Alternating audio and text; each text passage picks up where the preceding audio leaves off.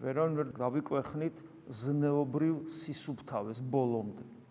ჩვენს გულში იმდენი ცუდი რამეა, ჩვენი ეგოიზმით, ჩვენი ანგარებით, ჩვენი შურით, ჩვენი უსიყვარულობით, ჩვენი სიამაყით, ჩვენი ქვენა გრძნობებისადმი მიდრეკილებით იმდენი სიბინძურია ჩვენს გულში, რომელსაც საკუთარ თავსაც კი ვერ უტყდებით და მრავალ მათგანს უბრალოდ ვერ ვხედავთ.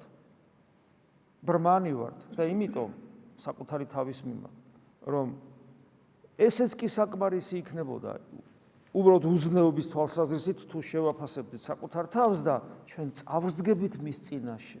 წარმოგიდგენიათ, წავსდგებით მის წინაშე და იგი როგორც ცოცხალი ღმერთი მთლიანად დაგვინახავს და ჩვენთვისვე საცნაურს გახდის სინამდვილეში ჩვენ ვინა ვართ და რას წარმოვადგენ. მაგრამ სანამ გარდავიცვლებით და სანამ ეს ჩვენ ცხოვრებაში მოხდება და ეს აუცილებლად მოხდება. კარგია, ხო, ეხლა ახსენებას რასაც მინდა ვიტყვი, რასაც მინდა არ ვიტყვი. ჩემი სინდისის წინაშეც კი რაღაცებს დავმალავ.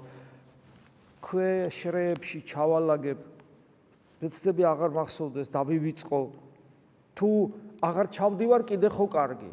მაგრამ თუ ვერ ველევი და ჩემი ეგოიზმის, ანგარების და მსგავსი თვისებების გამო ის პერიოდულად მაინც ცოცხლობს და წამოყოფს თავს, ეს თლად საშინელება. თუ ვერ ვაკონტროლებ, საერთოდ კატასტროფა. მაგრამ ის რომ საშინელ სამჯაროზე წავსდგებით და ჩემი უსიყვარულობა და სიამაყე გაშიშვლდება, სანამ ეს მოხდება, უნდა ვეცადო, რომ საშინელი სამჯაროს რეპეტიცია, ესე რომ ეს ტექნიკური ტერმინი რო გამოვიყენოთ, მუდმივად მქონდეს ჩემს გულში და მუდმივად ვივარჯიშო იმაში.